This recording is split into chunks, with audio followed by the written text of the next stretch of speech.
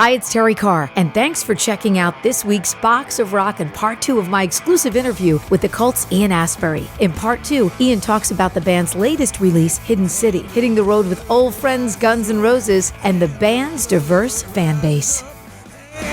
So when you look into the crowd and you see the fans, and I've been to certainly enough cult shows to see that it's a really diverse crowd of people. Yes. What is that like when you see those younger faces, and those kids out there? I mean, that's got to be really super cool for you. Well, last night we played in Philadelphia, and it was noticeably a really mixed crowd.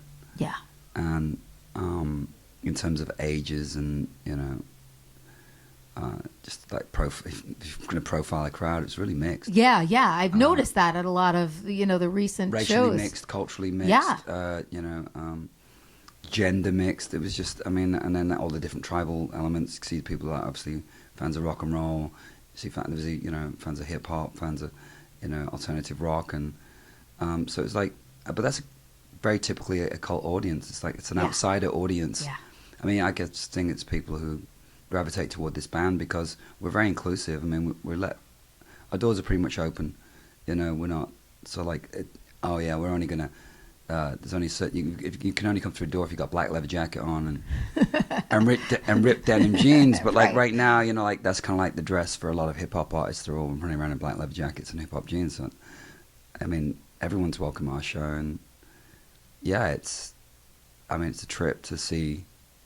I mean, really young, like you see, some people bring their kids to shows. Yeah, I've seen Which I always say, and people don't really think it through because you expose somebody who's really, really young to like that kind of volume. It's not good for their hearing. It's not good for their, But they don't care because it's good for other parts of the body. Well, yeah, but I mean, I have tinnitus in my left ear. You do? Yeah, I mean, I know pretty much everybody works in music. And Right. At some point, so yeah. I don't know how your ears are. Yeah.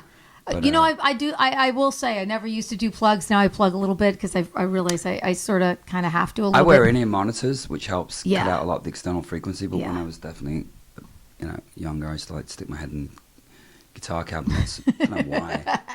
Know why. I want to talk to you too before I let you go. We got to talk a little bit about the new record. Yes, sure. Because I always love, when the cult goes like that super raw sound, and I just hear it so much in this record. You guys work with Bob Rock again, who's an old friend, and I would imagine the producer, especially with a band like the Cult, has to become that other member of the band and knows so much about them and have that feel the music like you guys do. Was it a great time working on these trilogies of records over the last couple of years? Did you guys feel really great in the studio? Did you feel pressure or It's not, you don't really objectify it when you're doing it. You're just kind of in there doing it, turning over ideas and seeing what the possibilities are of things. I mean, one thing is that you got limited time in the studio. It's not like you have endless budgets where you can just kind of go in there and just keep on going and going and going. There's definitely a time when you have to go, right, this is done, let's move on. And that comes with time, like, and having Bob in the room, he's very good at like knowing when something's ready to cut, like a track or arrangement. And he's like a patriarch for us. He's definitely a great overall observer and directs songs in a certain way. Plus, you come in with a certain amount of material, and you got to cut it down to focus on. I mean, there's no way that you can go. Well, I suppose you could if you got endless money, but work on 30 tracks or 40 tracks at a time. We're working on like maybe we start off with something like that, but we end up with like 16, and then we cut it, and then things are in. We end up with like 12, I think, on this record. Yeah. And you guys, I heard, are going to go overseas with Guns N' Roses. No. Is that true? Overseas, not so much overseas as we're going to Mexico. Mexico, okay. I didn't know where exactly. I thought maybe you guys were doing some overseas dates. The cool thing is I saw those guys open for you back, I guess, like in the late 80s. Those guys were opening some of the Cult shows, and that was the first time I ever saw them was opening for you guys. So that's kind of cool full circle thing. I saw them at a club in London, Marquee, maybe about 300 or 400 people at the show. Yeah. I went down with my manager at the time, and it's like March '87. So, I immediately said, we've got to play with this band. They're amazing, and they were incredible. They're incredible, and so we toured Canada and the US together, and remember just going to every radio station when we got into the interviews for the call. And I mean, back in the day, you'd go into radio stations. Pretty much, if you hit a town, you go do a radio station. Yeah, right, interview. exactly. And like people, the reaction was like, I was talking about Guns N' Roses. So you know, like, what are you listening to? I'm talking about Guns N' Roses very passionately, and they would go like, who are they? Or, oh, we can't play that kind of music on our station. I go like, well, you're playing Cold.